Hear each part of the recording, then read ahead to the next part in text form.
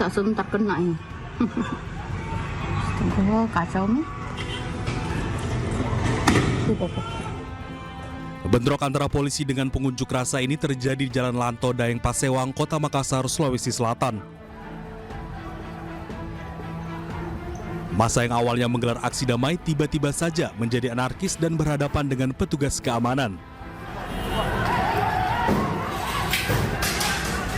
Persiapan. Bahkan pengunjuk rasa sempat melakukan perlawanan dengan memanjat ke mobil barikade polisi. Hingga petugas terpaksa mengambil langkah tegas dengan menghalau para pengunjuk rasa.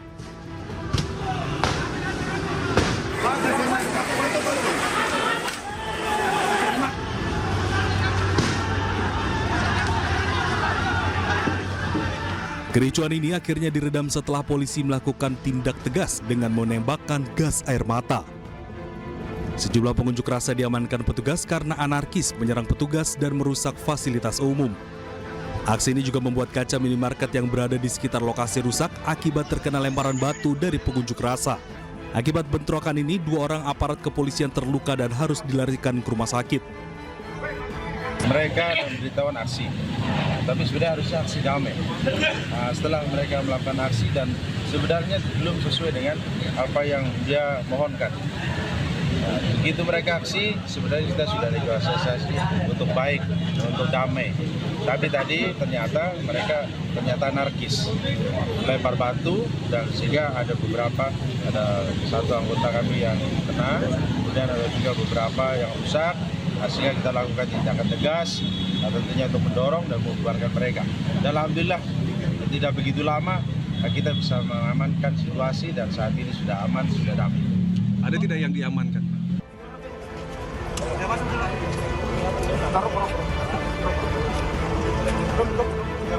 Diduga unjuk rasa yang berujung bentrok ini terkait gerakan separatis.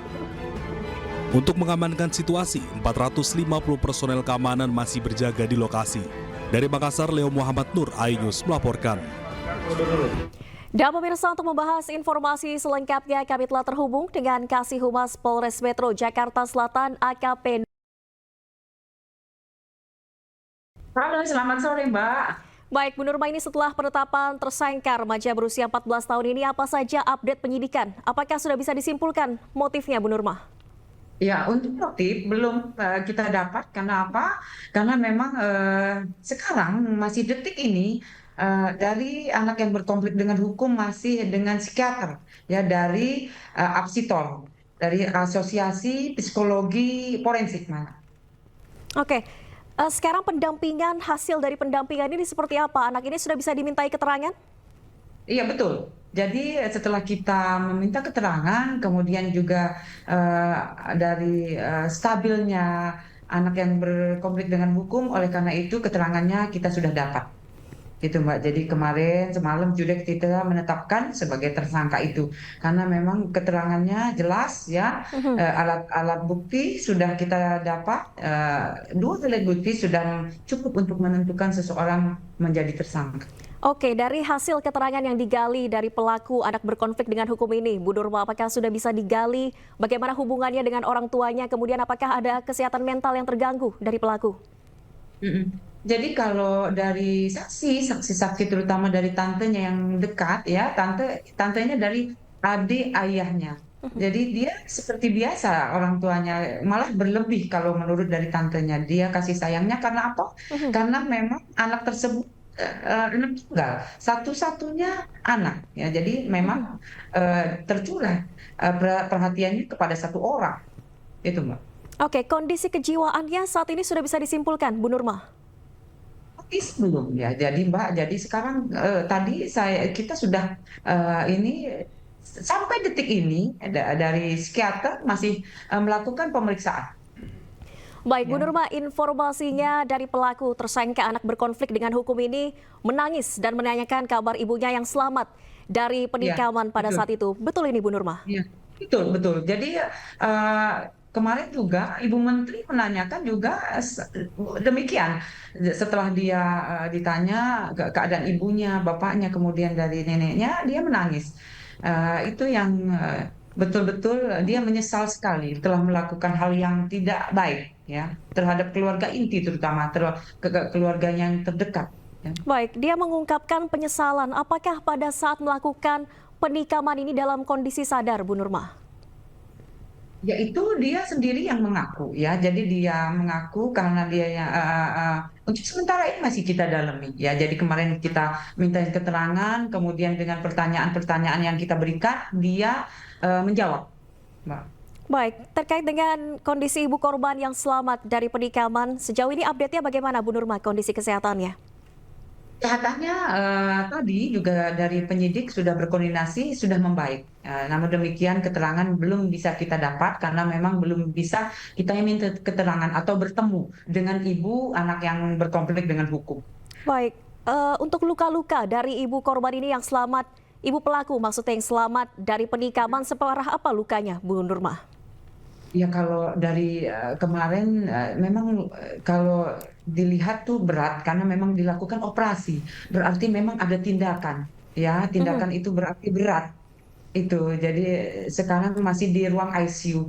Mbak. Jadi kita doakan semoga ibu dari anak yang berkonflik dengan hukum ini segera sembuh karena keterangan dari ibu anak tersebut berarti dan berguna bagi kita, terutama kasus yang sekarang kita lihat bersama.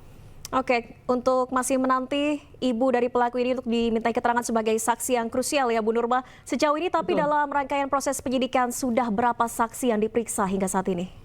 Saat ini sudah 6 orang. Sudah 6 orang dari pihak mana saja Bu Nurma? Iya dari mulai security, kemudian dari tante, lanjut dari dari anak yang berkonflik dengan hukum. Ya.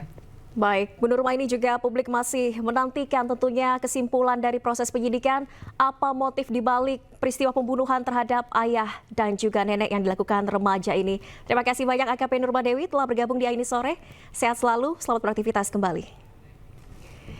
Dan pemirsa, Menteri Pemberdayaan Perempuan dan Pelindungan Anak atau PPPA Arifatul Hoiri Fauzi mendatangi Polres Metro Jakarta Selatan pada Minggu petang. Kedatangan Menteri PPPA guna memberikan pendampingan psikologis kepada pelaku dalam proses hukum. Kalau saya tadi melihat sebagai seorang ibu, saya bisa membaca bahwa Ananda ini baik, sangat baik kalau menurut saya. Cuman kita belum tahu kenapa bisa terjadi sesuatu seperti ini. Kita tunggu saja ya, mudah-mudahan ini sebagai momen untuk introspeksi kita semua. Saya juga jadi belajar, oh ternyata kita punya anak ini juga tidak semudah yang dibayangkan gitu. Jadi keterbukaan, komunikasi itu yang menjadi prioritas ya, pengasuhan pola asuh di keluarga. Ya pemirsa, suasana TKP pembunuhan ayah dan nenek di perumahan Bona Indah, Lebak Bulus, Jakarta Selatan masih sepi dari aktivitas. Sementara polisi belum mengungkap motif di balik pembunuhan sadis yang dilakukan remaja 14 tahun tersebut. Berikut kita simak laporan Esra Ambarita di TKP. Informasi yang dapat kami perbarui dari TKP atau tempat kejadian pembunuhan yang dilakukan remaja yang berusia 14 tahun kepada sang ayah dan juga sang nenek. Ini untuk update terkini bahwa belum ada olah TKP terbaru yang dilakukan oleh Polres Metro Jakarta Selatan. Namun saya akan mengajak juru kamera saya untuk melihat lebih detail seperti apa kondisi terkini. Karena kalau kami masih lihat bahwa polis lain ataupun garis polisi ini masih dipasang di sini, artinya warga tidak diperkenankan untuk masuk ke dalam. Kemudian juga bisa kami gambarkan masih ada tanda-tanda bercak darah ataupun sign yang bagaimana ketika itu kejadian atau bagaimana sang ibu juga yang tentunya pada saat itu melarikan diri atau berusaha untuk melarikan diri dari terduga pelaku yang merupakan anaknya. Dan bisa kami gambarkan bahwa pada saat kejadian pada Sabtu pukul 1 dini hari ketika anak tersebut mengambil sebilah pisau dapur kemudian membunuh dari si ayah dan si nenek, dan pada saat itu sang ibu juga berusaha melarikan diri dari gerbang ini yang kurang lebih kami perkirakan ini sekitar 2 meter, dan ibu meloncat dari atas pagar tersebut dan kemudian meminta pertolongan kepada pihak keamanan maupun pihak satpam.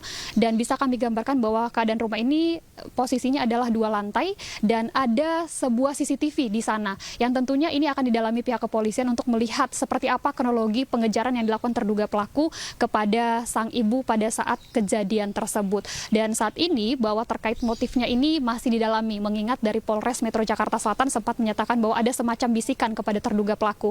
Dan sekali lagi ini masih didalami. Dan saat ini juga informasi terbaru kami terima dari Polres Metro Jakarta Selatan, sang ibu yang sedang menjalani perawatan intensif, jika kondisinya membaik, ini nanti dari pihak kepolisian akan meminta lebih lanjut terkait bagaimana kronologi sebenarnya saat terjadinya pembunuhan di rumah ini. Dan kami lihat juga bahwa di depan rumah ini, bertepatan di depan rumah ini sudah ada papan bunga yang memberikan dari beberapa kerabat ataupun dari teman dari keluarga ini memberikan turut berbelasungkawa atas kejadian ini. Kita akan tunggu seperti apa, bagaimana nanti pihak kepolisian mendalami apa sebenarnya motif dari pembunuhan yang dilakukan remaja 14 tahun ini.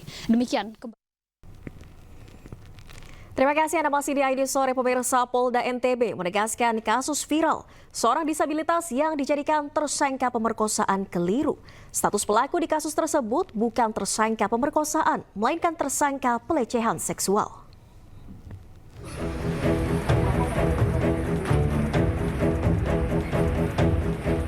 Penetapan tersangka pemerkosaan oleh Polda NTB terhadap pemuda penyandang disabilitas menjadi sorotan publik. Polda NTB menegaskan peristiwa terjadi bukanlah kasus pemerkosaan, melainkan kasus pelecehan seksual.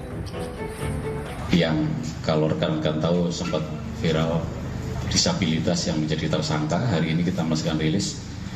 Jadi tindak pidananya adalah bukan pemerkosaan, gitu ya. Jadi bukan pemerkosaan, akan tetapi ini adalah pelecehan seksual fisik. Gitu. Jadi sebuah ini yang berbeda. Direktur Reserse Kriminal Umum Polda NTB menambahkan penetapan tersangka Agus sudah berdasarkan hasil penyelidikan dan penyidikan. Korban pelecehan seksual mengaku mendapatkan tekanan dari pelaku. Motifnya sama, jadi dia seolah-olah membangun persepsi, menekan korban dengan kondisi korban yang lemah, sehingga memanipulasi dan mengikuti kata-kata si pelaku. 2 korban yang sudah kita periksa. Sementara itu Agus sendiri yang ditetapkan sebagai tersangka pelecehan seksual dalam kasus ini membantah melakukan perbuatan tersebut. Dirinya merasa dijebak oleh korban atau pelapor. Dari Mataram, Hari Kasidi, iNews melaporkan. Ya pemirsa, penetapan Agus Buntung sebagai tersangka pemerkosaan menuai sorotan. Meski tidak memiliki tangan, Agus dinilai tetap bisa memerkosa korban dengan mengancam dan melakukan intimidasi.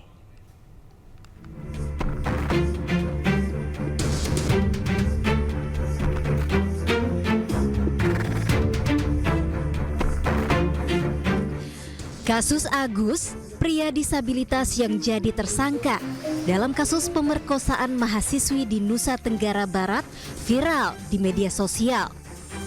Peristiwa ini menimbulkan pro kontra di masyarakat terkait penetapan Agus sebagai tersangka yang dinilai tidak memiliki kedua tangan namun bisa jadi tersangka pemerkosaan.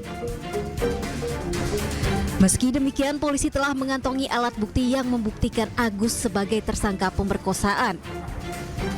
Agus diduga melakukan tindak pidana pelecehan seksual fisik terhadap korban dengan tipu muslihat dan ancaman.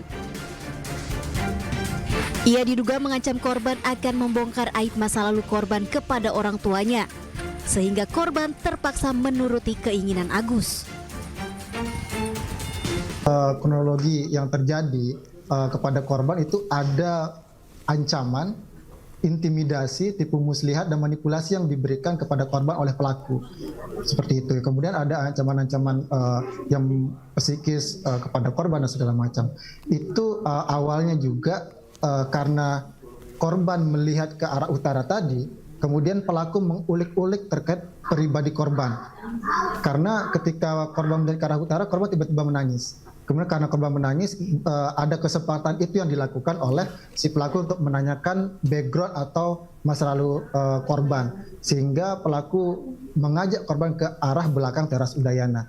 Nah, di sanalah terjadi ancaman-ancaman seperti itu. Selain mengantongi 2 alat bukti, polisi juga mendapatkan keterangan dari 5 orang saksi. Mereka adalah teman korban yang mengetahui kejadian tersebut. Polisi juga sempat mengungkap Agus nekat melakukan hal itu karena dalam pengaruh judi dan minuman keras. Meskipun Agus tidak memiliki kedua tangan, namun saat menjalankan aksinya ia menggunakan bagian tubuh yang lain. Dan hal ini juga dibenarkan oleh psikolog forensik Reza Indragiri. Kasus di NTB ini sudah barang tentu harus diinvestigasi oleh polisi ya. Tapi kalau kita bicara secara umum dengan pertanyaan apakah memungkinkan penyandang disabilitas melakukan ruda paksa, jawaban saya adalah mungkin. Kenapa? Karena barangkali sebagian kalangan yang menganggap bahwa itu tidak mungkin, itu lebih dikarenakan mereka berimajinasi tentang adegan pemerkosaan.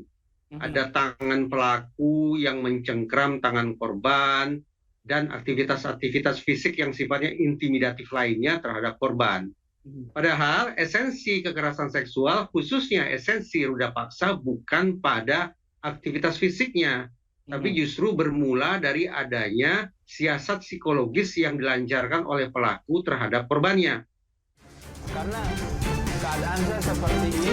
Meski polisi tidak menahan Agus akibat perbuatannya, namun Agus diduga melanggar Undang-Undang Nomor 12 Tahun 2021 tentang tindak pidana kekerasan seksual dengan ancaman 12 tahun penjara. Dari Mataram, Nusa Tenggara Barat, Tim Liputan iNews melaporkan.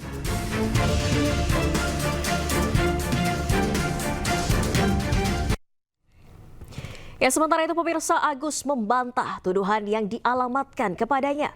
Agus mengaku dengan kondisi fisiknya yang terbatas, tak mungkin bisa melakukan perbuatan pelecehan seksual.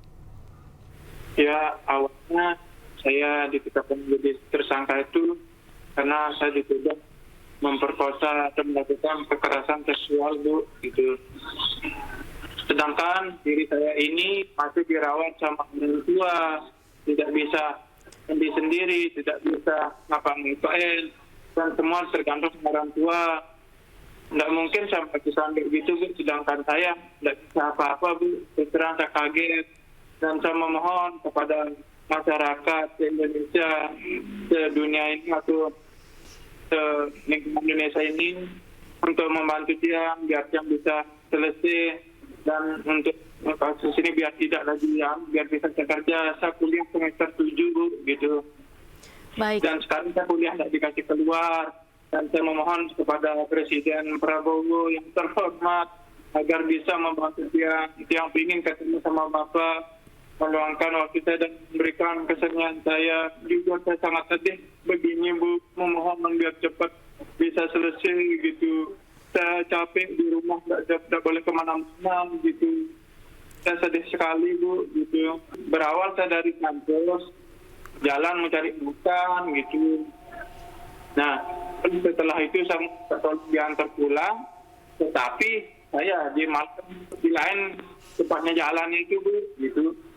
Nah, sehingga saya terjadilah tindakan saya memperkosa. Sedangkan itu saya kayak gini, tidak bisa ngapa-ngapain, buka celana sendiri tidak bisa, buka baju tidak bisa gitu. Sedangkan kita sama ceweknya ini tidak ada masalah apa-apa, Bu, gitu. Kok tiba-tiba saya diginiin gitu, membuat saya sedih, Bu. Meski demikian, pemirsa, pendamping hukum korban pelecehan tetap yakin Agus pelakunya. Bahkan pengakuan keterbatasan yang disampaikan Agus hanya framing, karena nyatanya Agus masih bisa melakukan banyak hal meski dengan kondisi disabilitas.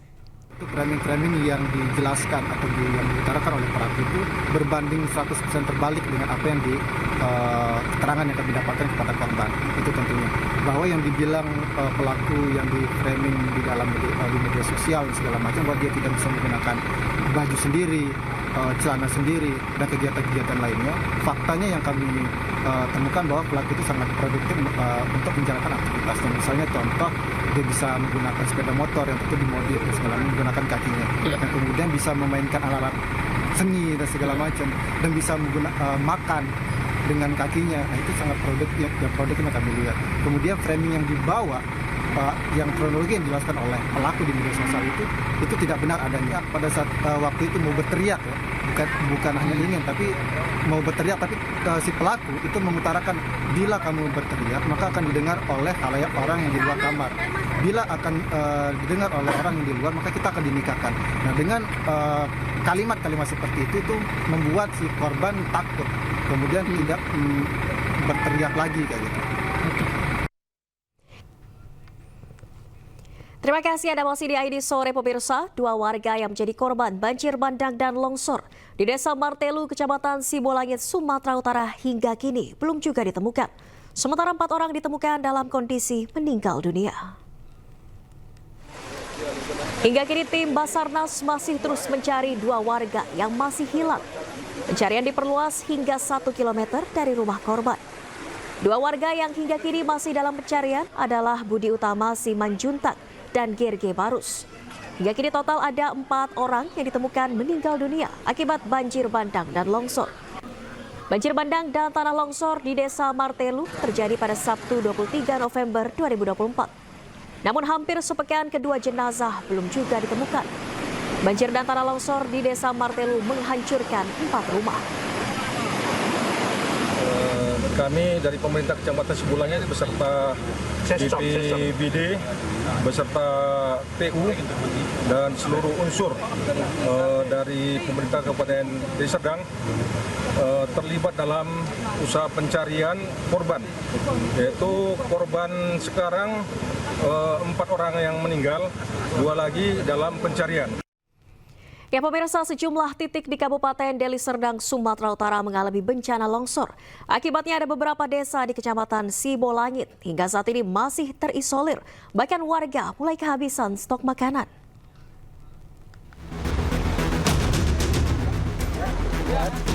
Longsor yang terjadi di Kecamatan Sibolangit terjadi di sejumlah titik.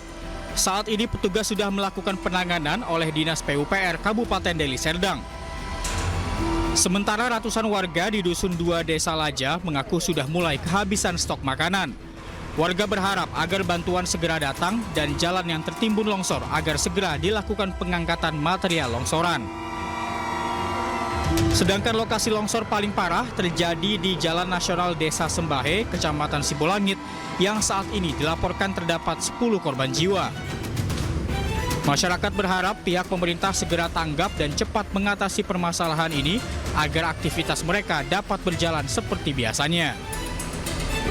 Mary Alfrida Borusitepu, anggota DPRD Deli Serdang, mengatakan pemerintah Kabupaten Deli Serdang telah berkoordinasi dengan Dinas PUPR Kabupaten Deli Serdang untuk mengatasi masalah ini.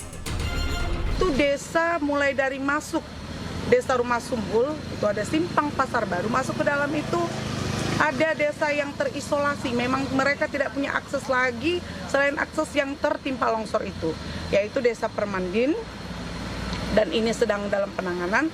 Kemudian Desa Bulu Hawar dan Dusun 2 Laja, Desa Salabulan. Ini yang terputus total, kan?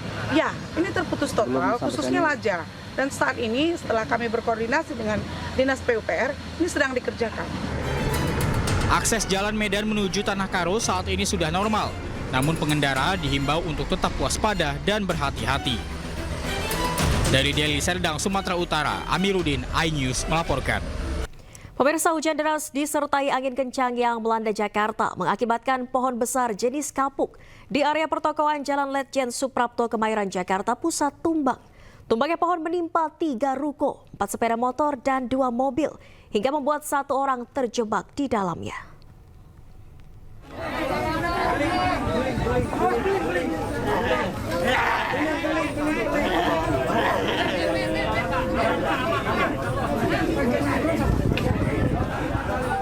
Pohon besar jenis kapuk yang tertanam di halaman depan pertokoan Jalan Letjen Suprapto, Kemayoran, Jakarta Pusat tumbang.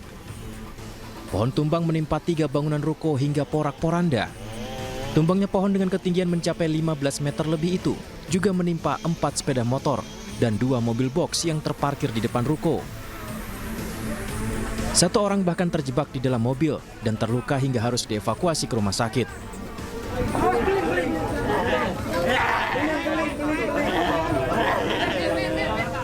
Seorang kerabat korban menangis histeris melihat saudaranya dalam kondisi luka.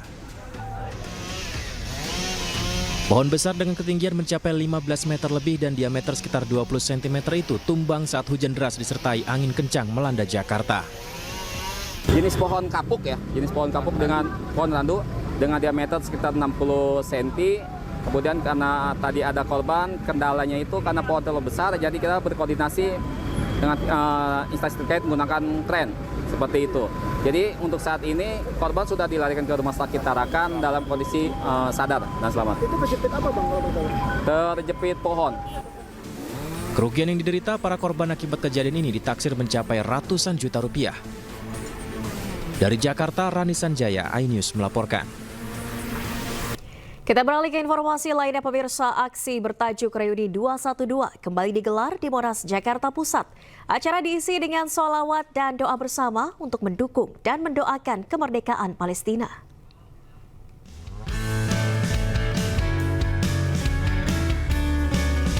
Aksi bertajuk Reuni Akbar 212 digelar di kawasan Monumen Nasional Monas, Jakarta Pusat, Senin pagi. Aksi bertajuk Reuni 212 ini mengangkat tema Revolusi Akhlak untuk Indonesia Berkah dan Palestina Merdeka. Ribuan simpatisan hadir untuk mengikuti rangkaian acara yang diisi dengan pembacaan zikir dan sholawat, doa bersama hingga sholat berjamaah sebagai bentuk solidaritas untuk mendoakan dan mendukung kemerdekaan Palestina. Nah, karena kita kan umat Islam ya, ingin Palestina merdeka karena lihat pembantaian yang sangat sadis, makin kesini makin sadis, dan kita sebagai umat Islam tidak perlu jadi umat Muslim untuk membela Palestina, tapi jadi manusia. Kita selalu diingatkan kembali, kita selalu diingetin, itu yang paling penting untuk terus bersuara, minimal kita berdoa untuk saudara-saudara kita yang ada di Palestina. Peserta aksi juga mengibarkan bendera Palestina di Monas sebagai bentuk dukungan terhadap perjuangan rakyat Palestina. Dari Jakarta, Jen Cahyani, Rama Romadona, iNews melaporkan. Pemirsa, Presiden Prabowo Subianto disambut hangat warga Karawang usai meninjau tambak budidaya ikan nila. Prabowo menyalami warga dan mencium seorang bocah laki-laki yang mengenakan seragam loreng TNI.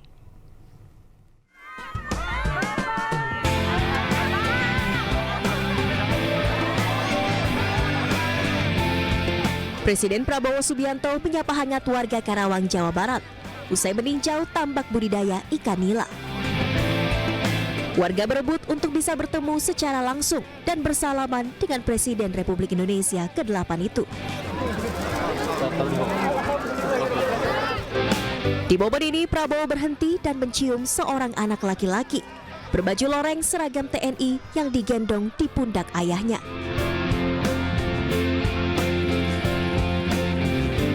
Sebelumnya Presiden Prabowo Subianto meninjau tambak budidaya ikan nila salin di Balai Layanan Usaha Produksi Perikanan Budidaya Karawang, Jawa Barat.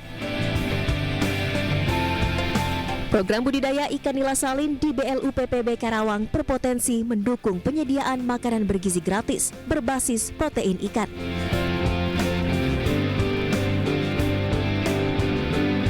Hal ini sejalan dengan upaya pemerintah untuk mengatasi stunting dan meningkatkan kualitas gizi masyarakat.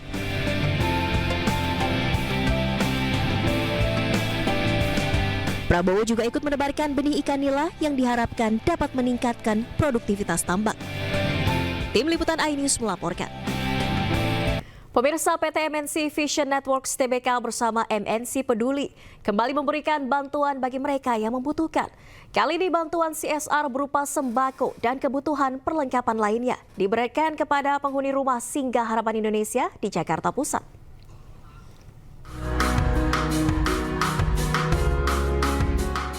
Para penghuni Rumah Singgah Harapan Indonesia di Cideng, Gambir, Jakarta Pusat memberikan sambutan hangat dan bergembira dengan kehadiran tim MNC Vision Networks bersama MNC Peduli. Anak-anak yang tengah mengidap berbagai penyakit serius didampingi para orang tuanya ini diajak bernyanyi dan menari mengikuti lagu sebagai penyemangat dalam menjalani pengobatannya. Demi mendukung dan memberikan kekuatan kepada para anak-anak, orang tua serta para relawan ini, MNC Vision Network bersama MNC Peduli memberikan bantuan untuk meringankan beban mereka selama tinggal di Rumah Singgah Harapan Indonesia. Kegiatan pemberian kontribusi berupa alat kebersihan, popok, susu, dan alat mandi untuk Rumah Harapan Indonesia. Memberikan semangat juga kepada para orang tua serta para adik-adik yang saat ini sedang sakit.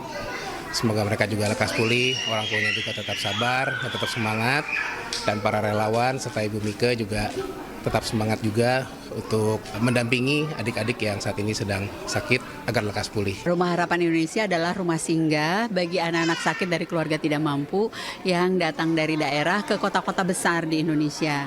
Saat ini Rumah Harapan Indonesia ada di 5 kota, di Jakarta, Bandung, Semarang, Bali, dan Makassar.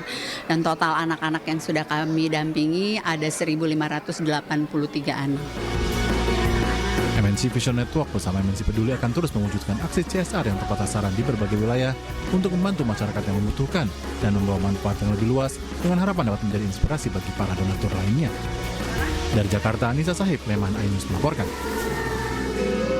Terima kasih Anda masih di ID Sore pemirsa. Bank Syariah Indonesia mendorong pendalaman sektor keuangan melalui industri emas dengan meluncurkan BSI Gold. Produk emas batangan ini menjadi pilihan investasi syariah yang stabil dan menguntungkan.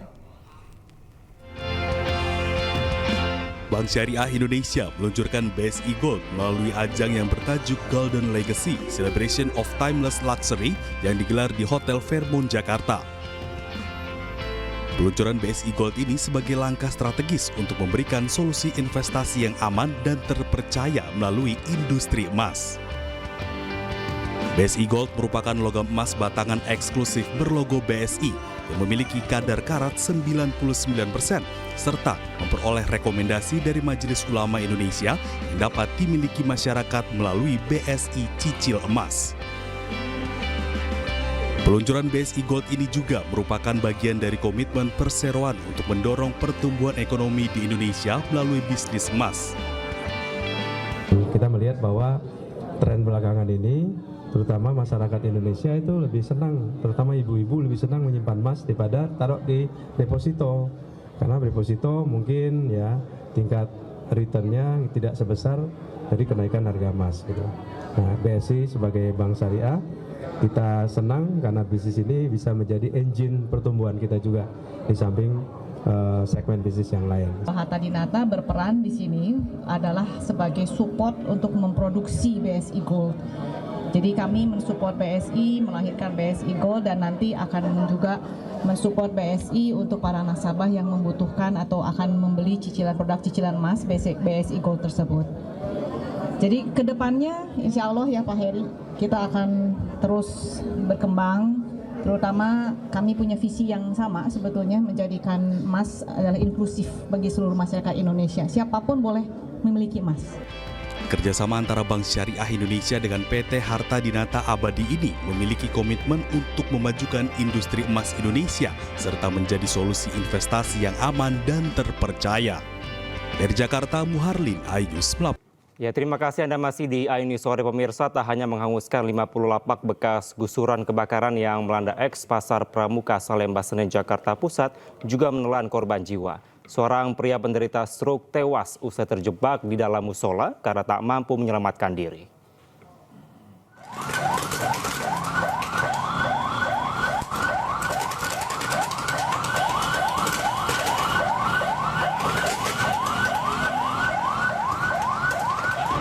Kebakaran hebat melanda lapak bekas bangunan gusuran Pasar Pojok Pramuka di Jalan Salemba Raya, Senen, Jakarta Pusat, Senin pagi.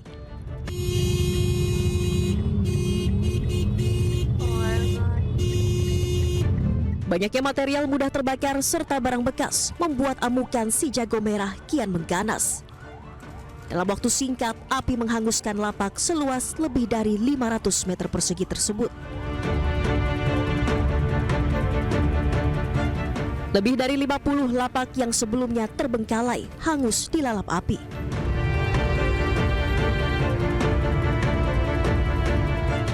Usai proses pemadaman dan pendinginan, petugas damkar bersama pihak kepolisian yang menyisir lokasi kebakaran mendapati jasad seorang pria di antara puing bangunan musola yang ikut terbakar. Pria berusia 53 tahun itu diketahui menderita stroke dan terjebak di dalam musola lantaran tak mampu menyelamatkan diri. Korban sempat menelpon kakaknya untuk meminta pertolongan, namun bangunan sudah hangus terbakar saat sang kakak tiba di lokasi. Saya ditelepon adik saya. Oh, ditelepon adik. Iya. Ditelepon adik abang yang tinggal di sini. Di dalam. Di dalam. Di mana tinggalnya Bang Beno? Di musola. Dia telepon cuma batuk-batuk. Batuk-batuk. Terus saya WA. Oh, terus? Dia tanya kenapa. Terus kalimat dia, "Ben tolong kebakaran." Kebakaran. Udah terakhir itu doang.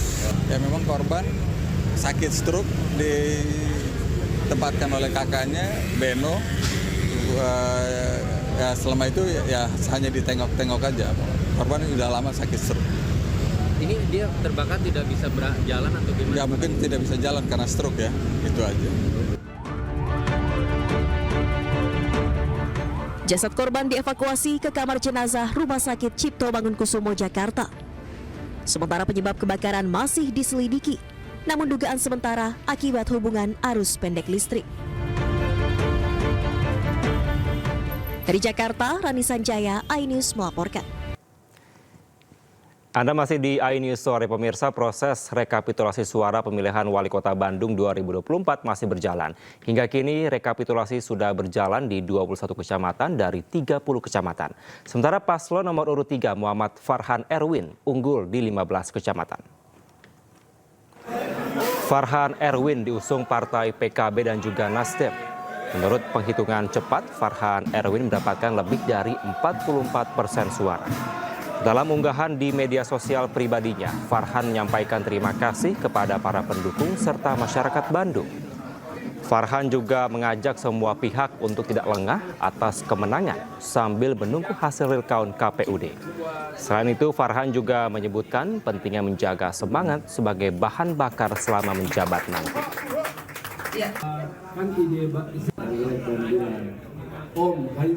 Dan pemirsa, kami telah terhubung dengan calon wali kota Bandung nomor urut 3 Muhammad Farhan. Selamat malam. Assalamualaikum Kang Farhan. Selamat malam. Waalaikumsalam. Baik, Kang Farhan, melihat dari hasil quick count ini seperti apa tanggapan Anda dan juga dari Kang Erwin?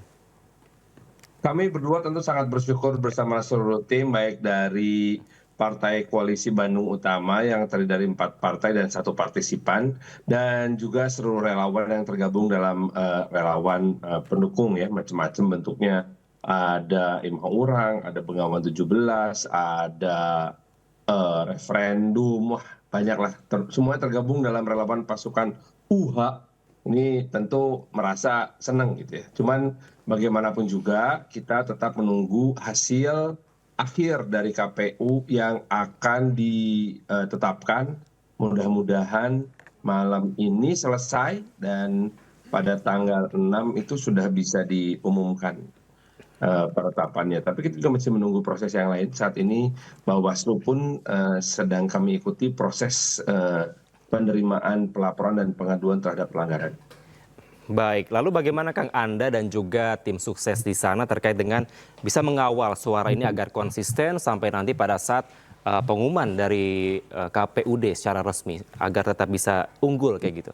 Seperti apa Kang? Dari pengalaman kami mengikuti 3 kali pemilu Pilpres dan 2 kali Pilkada, maka kami bisa kemudian mengatakan bahwa secara terstruktur dan sistematis kami memiliki barisan saksi dan juga para pengawas yang ada di setiap TPS 3.590 dari 3.597 TPS, dan juga memiliki semua saksi di setiap kecamatan, sehingga kami memastikan bahwa setiap perhitungan suara itu bisa dilakukan dengan baik. Termasuk kemarin juga ada di 1 kecamatan kita kehilangan 49 suara, jadi kertas suaranya hilang. Tertulis ada 49 suara, tapi 49 suaranya hilang. Nah ini kan kemudian menjadi pertanyaan dan kita juga lakukan penyidikan terhadap itu. Termasuk kami juga melaporkan beberapa dugaan adanya pengarahan dari para pendamping kegiatan sosial yang dibiayai oleh pemerintah yang kemudian diarahkan untuk mencoblos calon tertentu. Nah laporan-laporan ini dan pengawasan oleh para saksi ini yang supervisi langsung oleh tim hukum kami memastikan bahwa apa yang kita lakukan ini betul-betul mendapatkan pengawasan dari semua pihak. Oke, sejauh ini yang 49 surat-suara hilang tersebut, Kang, sampai sejauh mana proses mungkin yang dilakukan oleh tim Anda?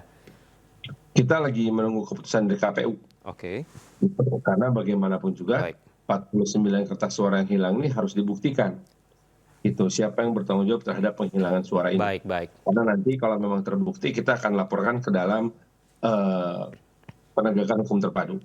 Baik. Kang Farhan, terkait dengan Bandung merupakan juga kota besar dan juga dekat dengan Jakarta. Kira-kira kalau menurut Anda dari kota Bandung sendiri, apa sih yang perlu dibenahi ke depannya? Yang secara fisik terlihat adalah masalah sampah dan kemacetan. Oke. Inti dari permasalahan sampah dan kemacetan ini adalah masalah pengolahan beserta dengan masalah perilaku kitanya sendiri. Bagaimana kita bisa mengatur perilaku kita di jalan dan bagaimana kita bisa mengatur perilaku kita dan pola pikir kita dalam memperlakukan sampah yang merupakan hasil dari kita sendiri. Nah, untuk itu memang dibutuhkan sebuah kesatuan tindakan dan juga kesatuan pikiran. Kita ingin melakukan pendekatan budaya tentang pengelolaan sampah di mana sudah tidak berlaku lagi yang namanya buang sampah pada tempatnya karena tempatnya udah penuh. Oke. Maka kita harus mulai berpikir mengolah sampah. Itu sebabnya kami akan mengedepankan prinsip sampah hari ini habis hari ini. Dan mengenai kemacetan tentunya kita berharap kita bisa memindahkan kebiasaan menggunakan kendaraan pribadi menjadi kendaraan umum karena rasio kepemilikan kendaraan pribadi dengan jumlah penduduk di Indonesia di Kota Bandung itu hampir 1:1. Bayangkan saja ada 2,3 juta kendaraan pribadi untuk 2,6 juta penduduk Kota Bandung. Jadi kepadatannya luar biasa kan. Nah, ini yang mau kita geser gitu. Ada langkah konkret yang dilakukan supaya kemacetan yang mungkin setiap weekend atau libur weekend tersebut tidak padat Kota Bandung dengan kendaraan-kendaraan mungkin khususnya juga dari Kota Jakarta, Kang? Enggak sih, itu tidak spesifik begitu. Karena macet juga terjadi dari Senin sampai Jumat di saat wisatawan jumlahnya sedikit. Ada banyak sekali pekerja-pekerja yang tinggal di luar Kota Bandung itu bekerja di Kota Bandung. Jadi Kota Bandung itu sudah jadi semacam sebuah center point ya bagi mereka yang tinggal di kota-kota di sekeliling Bandung. Itu sebabnya kami berharap bahwa nanti bisa bekerja sama dengan pemerintah provinsi untuk mengaktifkan kembali Badan Pengelola Cekungan Bandung sebagai bagian dari konsep aglomerasi Bandung Raya. Nah, hal inilah yang kemudian nanti akan membuat kita bisa melakukan kebijakan yang mengatur mobilisasi warga di seputaran Bandung dan juga memindahkan pusat-pusat mobilisasi itu menjadi lebih tersebar, tidak hanya berpusat di satu area saja. Nah, artinya apa? Artinya bahwa memang kita mesti bisa membuat perkiraan-perkiraan. Satu, pada Sabtu Minggu maka titik-titik kemacetan ada di wilayah tempat wisata. Sedangkan untuk Senin sampai Jumat itu ada di wilayah perkantoran, wilayah perdagangan. Nah, ini yang mesti kita perhitungkan dengan sangat baik, termasuk juga di titik-titik tempat pendidikan. Mohon maaf, sisa kampanye masih batuk ini. Nah, kenapa begitu? Karena kita tahu juga kalau sekolah-sekolah di Bandung itu begitu bikin acara, baik itu wisuda, penerimaan pendaftaran mahasiswa baru, tes mahasiswa baru, kemudian juga ada pensi itu di sekolah, itu menimbulkan kemacetan juga karena bagaimanapun juga Kota Bandung ini kota pendidikan. Nah, ini yang mesti kita kelola sedemikian rupa sehingga kita bisa menunjukkan sebuah bentuk mobilitas masyarakat menggunakan kendaraan yang tidak terdiam lama alias macet. Nah, kami juga akan melihat kemungkinan untuk memanfaatkan penggunaan uang elektronik sebagai bagian dari pembiasaan menggunakan kendaraan umum berbasis pembayaran uang elektronik. Oke, baik. Kang Farhan, ini mungkin juga terakhir bagi Anda. Kalau nanti dari hasil resmi KPUD telah keluar hasilnya dan sesuai dengan harapan Anda dan juga tim bahwa unggul di dalam Wali Kota Bandung ini, setelah jadi wali kota, mungkinkah akan jadi gubernur Jawa Barat? Saya sih nggak melihat kemungkinan itu. Saya hanya mau menyelesaikan pekerjaan sebagai wali kota Bandung saja sampai selesai, karena saya juga tidak berpikir bahwa masalah Bandung selesai dalam waktu singkat. Dan kita juga harus menghindari membuat kebijakan yang sifatnya jangka pendek. Kita harus memikirkan beberapa kebijakan yang bersifat jangka panjang seperti pengembangan dan perbaikan wilayah gitu. Untuk jangka pendek misalnya kami ingin memanfaatkan kembali dan mengatakan kembali daerah Ciamplas.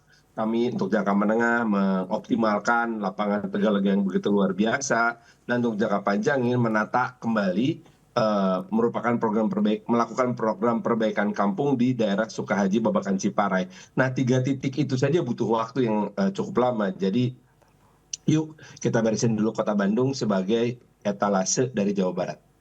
Baik, kita nantikan nanti hasil yang terbaik bila Anda nanti dan juga Kang Erwin terpilih menjadi wali kota dan wakil wali kota. Harapan terbaik juga bagi Kota Bandung. Terima kasih.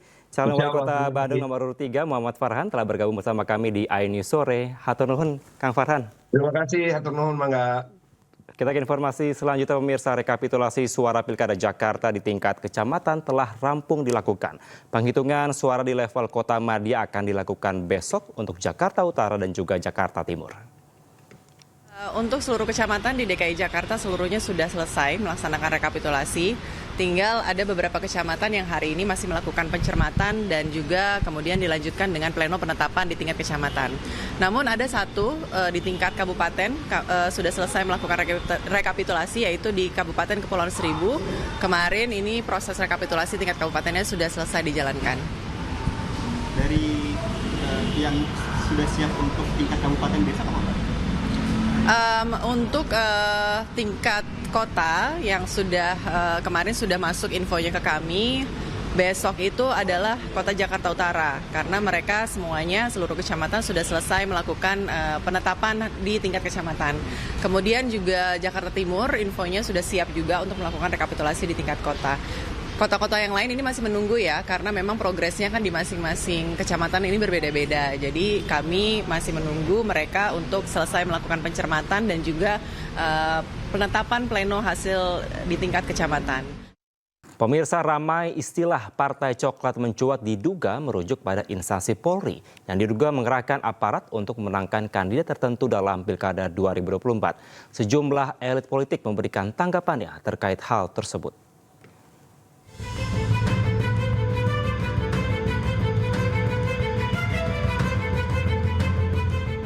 Netralitas aparat dalam kontestasi pemilihan umum kembali dipertanyakan. Istilah Partai Coklat diduga merujuk pada instansi Polri. Salah satu yang kencang menyuarakan soal istilah Partai Coklat, yakni anggota Komisi 1 DPR RI, Yoyok Rio Sudibyo. Hal tersebut disampaikan secara terbuka di forum rapat Komisi 1 bersama Menteri Pertahanan Syafrin Syamsuddin dan Panglima TNI Jenderal Agus Subianto. Di media ini yang lagi kencang-kencangnya ini Pak, katanya ada partai baru. Apa partai baru? Partai Coklat. Nggak mungkin kalau kita nggak tahu kok.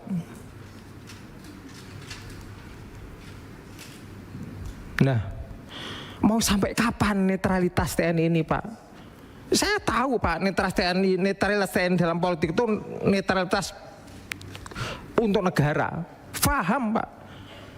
Tapi kalau pencetakan pimpinan-pimpinan yang melalui demokrasi ini melahirkan pimpinan yang nggak benar, mau sampai kapan?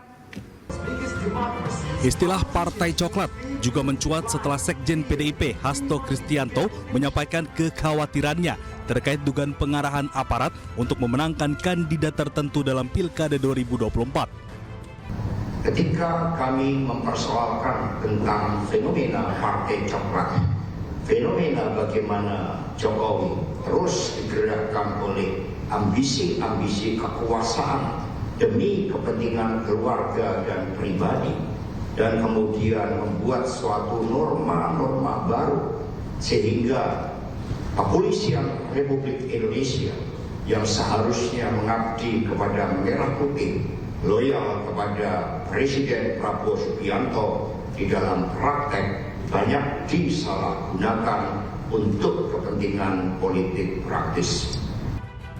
Sementara Ketua 3 DPR RI Habibur Rahman membantah tudingan sejumlah pihak yang menyebut ada Partai Coklat atau pengarahan aparat kepolisian. Apa yang disampaikan oleh segelintir orang terkait parcok dan lain sebagainya itu kami kategorikan sebagai hoax, ya. Dan ada juga anggota DPR yang menyampaikan hal tersebut. Orang tersebut bahkan sudah dilaporkan ke MKD, ya. Karena kami juga anggota MKD, ya. Orang tersebut sudah dilaporkan ke MKD. Kami ingin meminta keterangan beliau apa yang menjadi bukti. Sementara Presiden RI ke-7 Joko Widodo menanggapi soal Partai Coklat dengan meminta untuk dibuktikan bukan hanya tuduhan.